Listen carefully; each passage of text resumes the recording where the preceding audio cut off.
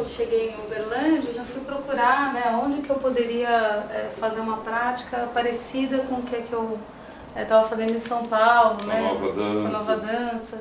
E aí eu não encontrei ninguém que trabalhasse especificamente com contato e improvisação, a não ser um garoto que ele está agora dando aula em Brasília, que ele deu um curso, foi uma disciplina intensiva lá na UF, e aí eu pude fazer aula com ele. Quem? É o... Ai, agora que eu não estou me fugindo o nome dele. Já vai vir. E de Brasília? Não, ele é daqui. Daqui? Peraí, como é? É Pizarro, é Diego Pizarro. Diego. Você conhece o Diego? Isso, Diego. Ai, que o Diego é ótimo. Nossa, esse curso foi ótimo que ele deu, foi muito bom, ele é fantástico.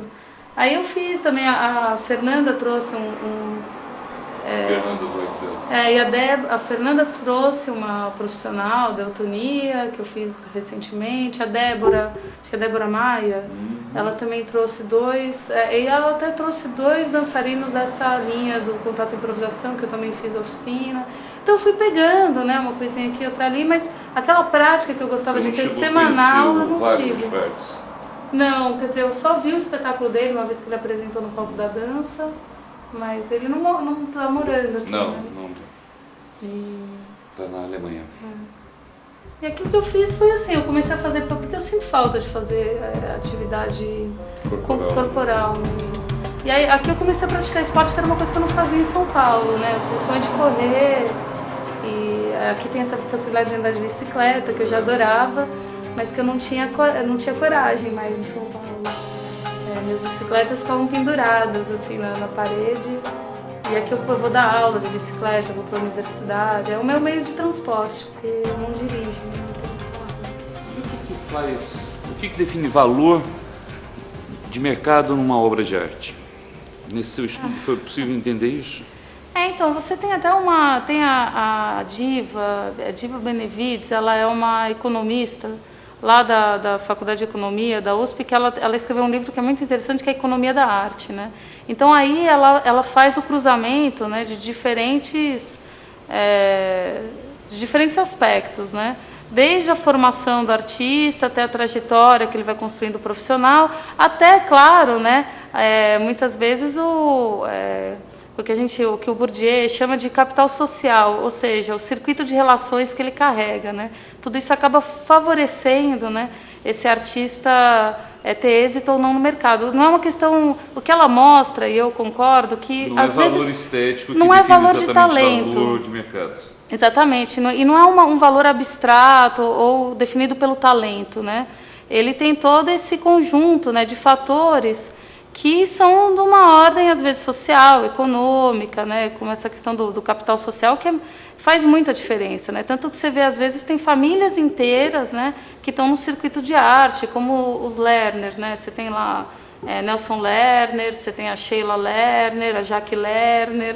Quer dizer, isso não é à toa, né? Porque dentro dessa família você já tem um certo capital social que favorece, né? Não tem como negar. Você foi, portanto, estudante de dança? Eu fui estudante como amadora, né? E quando eu comecei a fazer o mestrado, eu vi que eu ia passar muitas horas, né, estudando, sentada, e eu comecei a sentir falta de alguma atividade para o corpo. E eu lembro que eu fui no Sesc Pompeia ver uma exposição, e aí no caminho, assim, tinha uma área aberta, e tinha um menino que era o Christian Duarte. Ele estava apresentando um espetáculo que tinha a ver com os elefantes, mas ele só estendeu assim, uma espécie de uma lona no chão, ele ligava um som, que era um documentário falando sobre os elefantes, e ele fazia uma movimentação que para mim era uma espécie de performance. E quando ele terminou, eu fui conversar com ele e falei, não, o que é isso? Eu nem sabia, assim, não tinha muita ideia desse universo, né? Eu sabia que era performance, mas eu não tinha muita vivência. E ele falou, isso é dança contemporânea, e ele me deu um papel de uma escola que chamava Nova Dança, em São Paulo. Aí eu fui e me inscrevi no Nova Dança, e aí eu comecei a fazer muita aula de contato, improvisação, e durante todo o mestrado e doutorado, a minha prática, assim, corporal foi muito mais intensa do que a prática de desenho, porque em artes mesmo eu estava como pesquisadora, né? Eu ficava sentada no doutorado no computador, eu virei uma pesquisadora. E aí eu fui juntando, de repente, aqui hoje, né, eu estou tentando juntar um pouco essa minha paixão, né, pelo corpo em movimento, com o trabalho que eu produzia como artista. A dança contemporânea acaba influenciando, portanto, o seu trabalho enquanto artista plástico. Para mim tá totalmente, é a minha motivação, assim. E valor estético, né? Como é que é tratada essa questão da estética enquanto valor de arte, né? O que faz uma determinada obra ser considerada arte e outra ser questionada se é ou não arte? Então essa questão também é bem complexa, né? Porque eu lido com diferentes concepções de arte, né? Então você, às vezes, né, o que um determinado... Eu acho que hoje, contemporaneamente, a gente lida com diferentes circuitos da arte, né? Então você tem um circuito mais oficial, institucional, que é esse dos museus, das grandes galerias comerciais, né? E aí o valor da arte, né, ele está relacionado com essa questão tanto da formação, né? O Duran, ele se refere ao artista executivo, né? Que é esse artista que hoje tem diploma, fala vários idiomas, sabe se comportar muito bem socialmente, que é muito diferente, né, daquele artista, sei lá, vamos pensar afinal, que tinha comportamento inadequado, social. Sim. Hoje, né, o artista que está nesse... Frequentava o Quartier Latin em Paris. Hoje o artista que está no circuito oficial é esse artista que ele chama de artista executivo, né, que não é mais esse artista boêmio, né?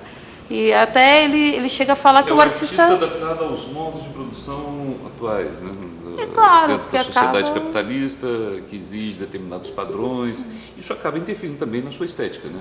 E ele vai expressar coisas que são adequadas também a esse meio. A transformação do mundo do trabalho, ela influencia também, né, o mundo do trabalho do artista, né? Quer dizer, você teve toda uma transformação do trabalho do engenheiro, né? Que também, a profissão do artista, ela não é fixa, ela não é a mesma da Renascença até o mundo de hoje. Esse artista de hoje, a gente tem que pensar ele de uma forma atualizada também, né? Diferente, né? Isso foi o que eu mais aprendi, foi desconstruir essa ideia romântica, sabe, do artista. Que é esse artista boêmio, do bar, né? Esse artista que tem o talento nato, mágico, né? Isso eu desconstruí, né? Foi o que eu aprendi mais fazendo o mestrado. E no doutorado foi de ver como que tem uma diversidade. Também é difícil falar da arte sob apenas um circuito, né? Você tem diferentes concepções de arte, você tem diferentes circuitos de arte. Você tem as pessoas que expõem arte na praça, em Cavalete, fazem pintura naturalista, né? Aquelas paisagens bucólicas, paisagens agradáveis, né? E você tem artistas que estão fora, que não gostam desse tipo de produção e que valorizam uma arte que seja uma arte mais experimental, com nível de abstração maior.